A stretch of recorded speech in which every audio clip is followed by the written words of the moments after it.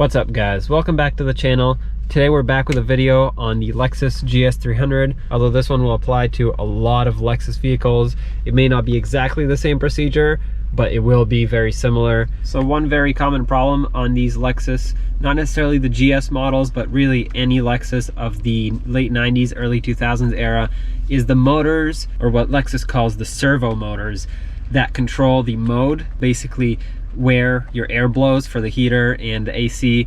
And it's not only for the mode, but it's also for the air recirculation option. So if you go from recirculate to fresh air, or fresh air to recirculate, maybe your problem is that it gets stuck in one of the two settings, or maybe it doesn't work at all. For me, for example, the recirculation mode works fine, but the mode switch, or not the switch, but the motor itself gets stuck in certain positions. Right now I actually have it unplugged because during the winter times I would need it to defrost the windshield, so I'd go to defrost, but then it would just get stuck like that, or it would go to the next setting, maybe like vents, and then that was it. It would get stuck like that until I went in there under the glove box and hit it a few times, and then it would unstick itself, and I would be able to change the setting again. So this is what we're going to replace in today's video. That was just a brief overview of the situation. Like I said, this will apply to a lot of Lexus vehicles of this era, and hopefully this video helps you out. So let's dive in. So the first thing that we actually need to do, we're gonna have to remove the glove box. And in order to do that, obviously empty everything out here. You'll see a few screws located up here. Obviously there are supposed to be 3 in my case. One of them is stripped and just fell out, and 2 of them are still in, so I'm gonna remove those. But right before you do that, what I suggest that you do is actually unbolt it from the bottom. So let me show you what you have to do to get it off the bottom. All right, so first of all, you're gonna wanna remove this panel right here, and you simply just pull down on it. It just has a few clips right up front. And once you unclip the front, the back should slide out. You are probably not gonna have miscellaneous wires hanging off, which is probably a good thing. Anyway, there's a light down here. So what you do is you twist it and pull up at the same time, and it's gonna wanna unclip. And in my case, I have an LED that actually does not go through the hole for the light. So I'm gonna opt to go the other way, and that is to remove the lens cover for the assembly so I can remove the LED. And it basically just has a few clips right here. I'll show you in a second, but you just push them in and the lens pops right out. And after that, you can pull the bulb out through the bottom. There we go. Once you remove the bulb, your socket should come right out. Obviously, put the bulb and the lens in a safe place. Remove this panel. There are 2 bolts, one here and one here, both 10mm. We're gonna have to unbolt those, and that will allow us to remove the bottom of the glove box. So get your 10mm ready. There's 1. And that's 2. And it's time to go back up top and remove the top of the glove box. All right, so we're back at the top. Once you unhook the glove box latch right here, just be careful because it's a little dangly right now. You're gonna have 3 screws like I said before. Obviously mine's missing, so I'm gonna take out this right one right here. Be careful not to lose them. I like to put them in the glove box every time I take them out. This is gonna be the last screw holding it in, so make sure you hold on to the glove box. It's going to be a little tricky to do, but just unscrew it all the way. Once it comes off, put everything in there. It's got a few little clips. The light will want to pop off, but you don't have to remove it. You can just unclip it right here. It has a little tab that you can pull on. And if it wants, it'll come off. There we go. And now very careful with this. This is your airbag connection right here. So what you can do is press on these tabs to the side of the plastic panel, and you can disconnect the battery if you want to. If you don't feel comfortable doing this, obviously disconnect the battery, but make sure you don't have anything in that little pocket. And just twist this out of here. There we go. And that frees up our glove box. At this point, we're gonna have to remove the CD player. If you have one, you probably do, but you have 2 bolts right here, 2 10mm, 1 and 2, and 1 on this side right here. And you also have 1 on this side right here. As you can tell, it's right there. So just remove those, and then we'll move along.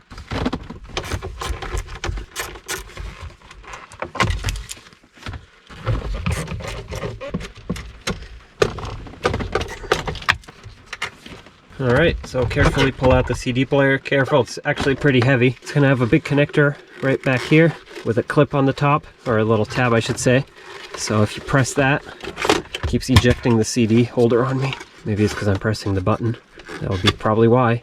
So just press on this clip right here and pull on the wire a little bit and it's gonna pop right off. And that gives us access to right back here, which is exactly what we need to replace. All right, so as you can see, that's the motor. For me, it's already unplugged. Basically, to unplug it, what you do though, so let's say it's plugged in.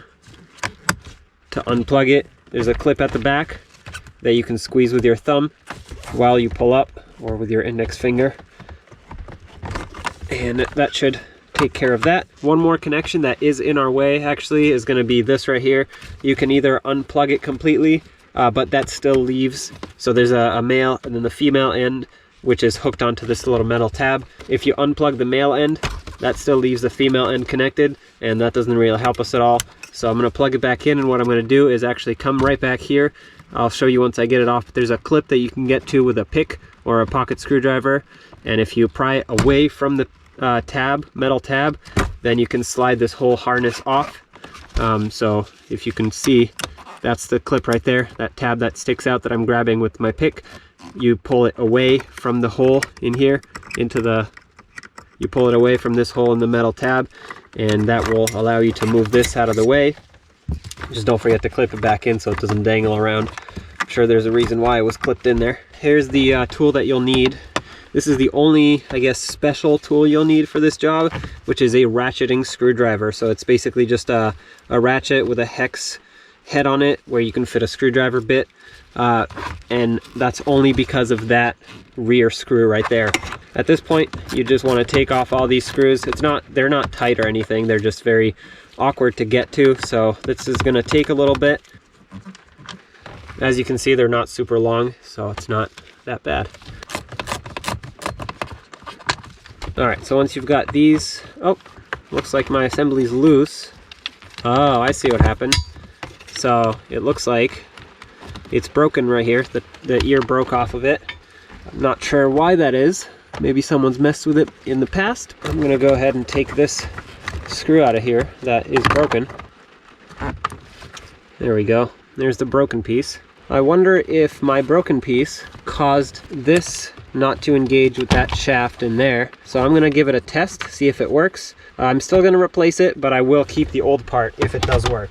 All right, carefully go ahead and reconnect this if you are planning on testing yours. Turn on the ignition, and now I'm clicking the mode button. Yep, that definitely works. I'm continuously clicking it.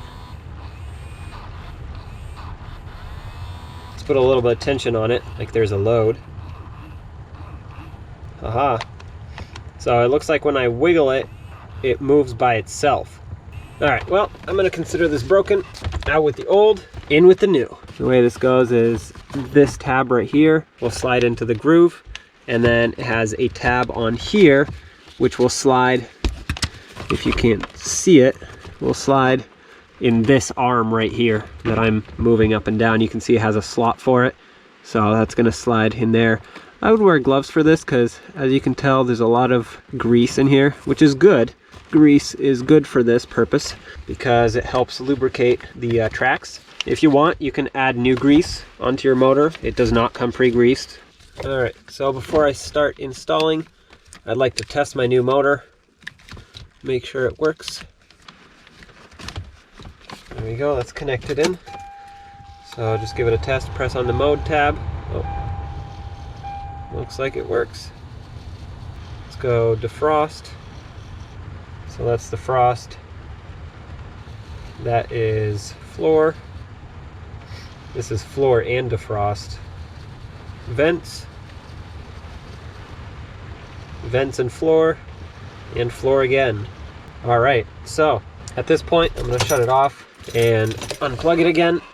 We're going to plug it in at the end. Now you're going to want to line up this tab right here with this arm that I was mentioning earlier, and at the same time you want to put this tab into the groove on the motor arm thingy, whatever that might be. Make sure you turn it the right way before you try to put it in. because it'll only line up one way. And there we go. That is lined up right there. So just hold it in place and start your screws in. And hopefully you can find a position where you can reach them here. Once I secure 2 places, I know that the 3rd screw is going to be lined up too. And obviously it may not be perfectly lined up, but at least it's lined up enough to where I can put the screw into the hole and start it, and then it'll line itself up. So I'm not going to make these tight. I'm just going to bottom them out just so it can hold the assembly in place without moving. Okay, so now I'm going to take the 3rd screw, and yep, I can feel the hole right there. Somehow I'm going to have to fish this screw in there. A magnet or a mirror would be great in this situation. Alright, so it's in the hole. Now carefully and gently, I grab my screwdriver. Please excuse the background noise, that's rain pouring. Alright, that feels like it's snug. I'm just going to give it a little extra because it's just plastic. You don't want to over tighten this. I'm going to do the same to these, just snug it and then a little extra. Now let's test it one last time before we move on, just to make sure. Now it's set to floor and defrost, full defrost, vents, or full vents I should say. Alright, so next what we want to do is just reconnect this connector that was disconnected. There we go. Make sure everything's clipped in. Double check the motor. Everything's good. Alright, let's get ready to put the CD player back in. Here we have the CD player. Make sure you plug it in. Just line it up with the 3 studs that it mounts on. 2 up here and 1 on this side. And now just start on all 3 of your nuts. Bottom them out, then we'll snug them. Alright, so just make these snug. You don't have to go crazy tight. They're only small 10 millimeters, but you don't want it to rattle around. Alright, there we go. Let's move along to putting the glove box back in place. Alright, so before you get your glove box up there, just make sure your wiring goes through the holes. There we go. Bring it up. You want to line up these clips with the holes that are in there. Made for the clips, but the clips are weak, so don't let it dangle by the clips. Start in one of your screws. Once you have a screw started, I bottomed it out all the way, snugged it. Now I can let go and put in the 2 other screws. There we go, that lines it up nicely. And in my case, this one on the left is stripped, so I'm just gonna snug it a little bit. I'm not gonna make it too tight, because I don't wanna ruin it completely. At this point, push it upwards like that, latch it in. Let's go put the 2 bolts on the bottom. Okay, so once you have it mounted up top, just go ahead and push it here on the bottom. Get your 2 bolts and start threading them in. I'm actually going to bottom this one out all the way because that's going to help me line up the second one. There we go, that's snug. There we go. Now it's time to put on this bottom panel. So in my case, I'm going to put the light through and clip it in place. Now I'm going to put on the light bulb. There we go. And the cover for the light bulb. So now when you go to put this in, you're going to notice that it has a tab right here that sticks out and another one right here. Well, on this side you're going to match it with that hole right there, and on the right side you're going to match it with that hole right there. Once you slide both of those in, just press it up and the tabs should grab onto their spots.